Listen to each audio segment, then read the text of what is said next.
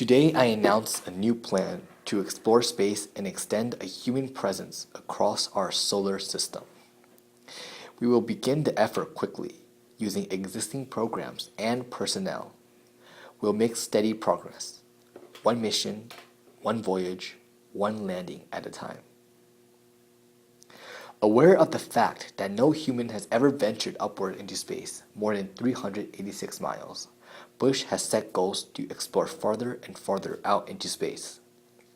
The first goal Bush mentions of the Vision for Space Exploration program is to complete the International Space Station by 2010. Because space is such a hostile, dangerous, and an unknown environment, focusing on the long-term effects of space traveling is essential.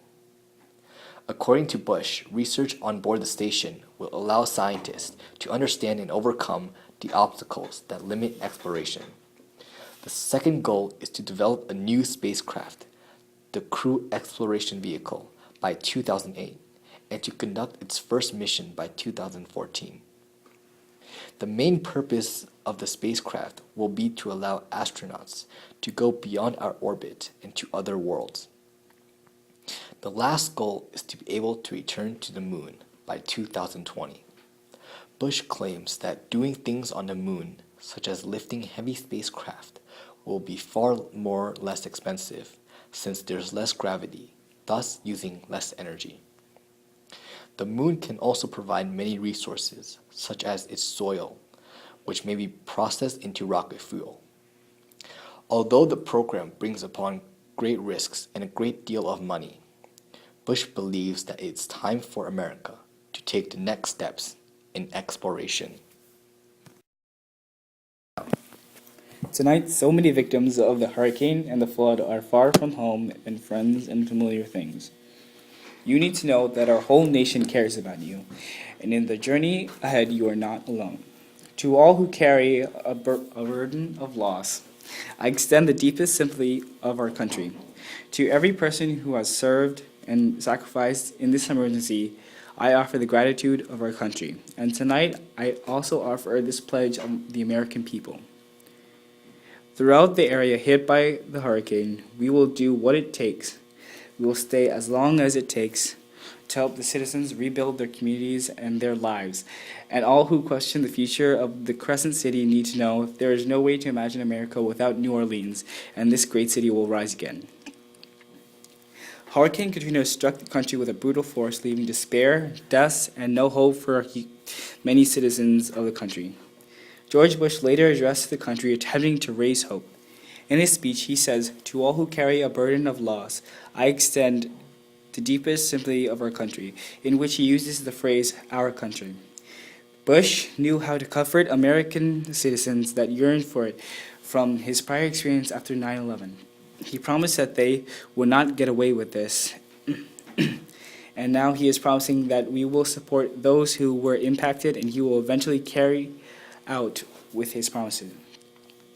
His goal in this speech was to make sure that the residents of New Orleans would not feel that they weren't going to be aided. And by saying there is no way to imagine America without New Orleans, and this great city will rise again, he reassures that he will do anything in his power to aid the citizens who have lost everything. In spite of popular belief, George Bush was not the horrible president that everyone thought he was. He cared for the country and made sure the citizens of Katrina did not lose hope.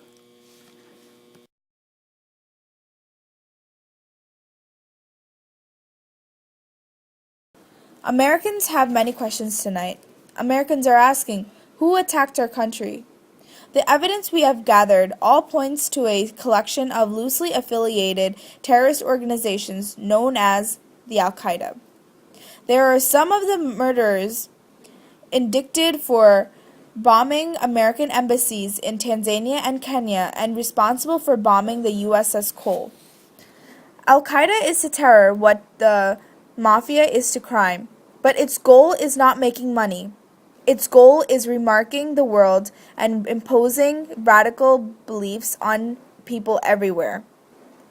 Our war on terror begins with Al-Qaeda, but it does not end there. It will not end until every terrorist group of global reach has been found, stopped, and defeated.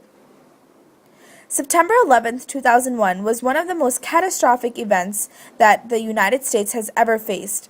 On September 20th, 2001, President George W. Bush declared war against the terrorists in Afghanistan. He addressed the nation and made very substantial promises and declarations. Knowing that 9/11 frightened the nation's citizens and completely put the nation in a state of panic, he made sure that he was an anchor for all the nation's citizens that night. He made sure in his speech, he said they would not get away with what they did, and he would end it right there from its source.